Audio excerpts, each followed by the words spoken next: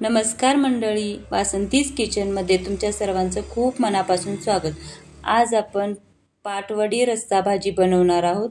चला तर मग रेसिपीला सुरुवात करूया। गॅसवरती मी तवा गरम करून घेतला, त्यामध्ये तीळ, धने, जिरे टाकून घेतले आणि 1 मिनिटभर असं भाजून घेतलं। त्यामध्येच मी आता सुकं खोबऱ्याचा किस टाकून घेतला आणि तोही त्याच्यासोबत भाजून घेतला।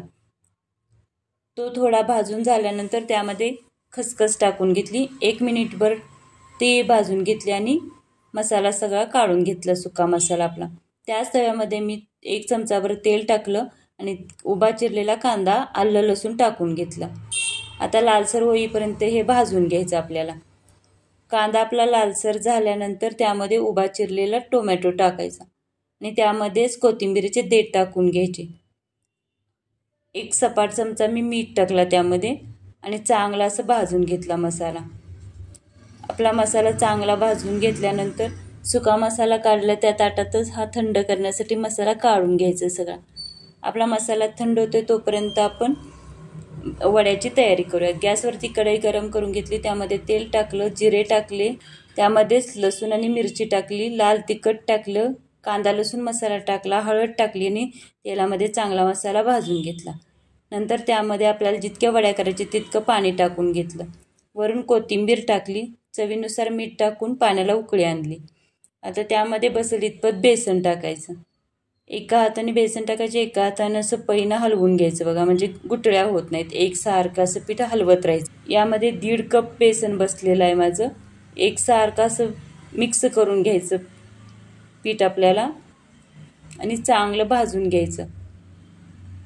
गुठळ्या पूर्ण अशा फोडून घ्यायच्या बघा आणि घट्ट गोळा झाल्यानंतर आपलं हे बेसन तयार होतं। आता मी ताटाला एका तेल लावून घेतले आणि त्यामध्ये हे बेसनाचं मिश्रण काढून घेतलं, त्याच उलताण्यानं पसरून घेतलं, थोडंसं गरम असल्यामुळे उलताण्यानं पसरून घेतलं। नंतर आपण हातांनी असं पसरायचं, थोडं थोडं असं पसरून घ्यायचं पूर्ण असं। नंतर वरून कोथिंबीर टाकायची आणि नंतर थोडंसं असं कोथिंबीर अशी तापवून घ्यायची बघा आणि आपल्याला पाहिजे त्या पद्धतीनं वड्या कट करून घ्यायच्या। या पद्धतीनं मी कट करून घेतल्या, तुम्ही बघू शकता अशा। तुम्हाला तुमच्या आवडीनुसार कशी त्याची काप करून घेऊ शकता। आता आपला मसाला थंड झालेला आहे, तो मिक्सरच्या भांड्यामध्ये काढून घेते, त्यामध्ये थोडंसं पाणी टाकून मिक्सरला बारीक असं वाटून घ्यायचं मसाला। आता गॅसवरती कढई ठेवली, कढईमध्ये तेल गरम करून घेतलं, त्यामध्ये जिरे टाकले, लाल तिखट टाकलं आणि तयार करून घेतलेला मसाला टाकला। मसाला चांगला भाजून घेतला आणि त्यामध्ये थोडंसं हळद, थोडीशी धने पावडर, काळा मसाला आणि थोडंसं गरम मसाला टाकून घेतला।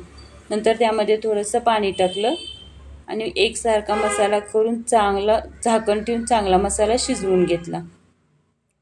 आपला मसाला तर चांगला शिजलाय, तर त्यामध्ये पाणी टाकून घ्यायचं, जितका रस्सा आपल्याला बनवायचा आहे तितकं बघा।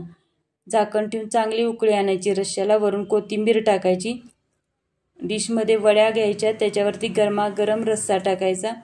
या भाकरीसोबत, चपातीसोबत रस्सा खूप मस्त लागतो। तुम्ही पण एकदा करून बघा। आवडलं तर लाईक करा, कमेंट करा, शेअर करा आणि चॅनलला सबस्क्राईब करा। धन्यवाद।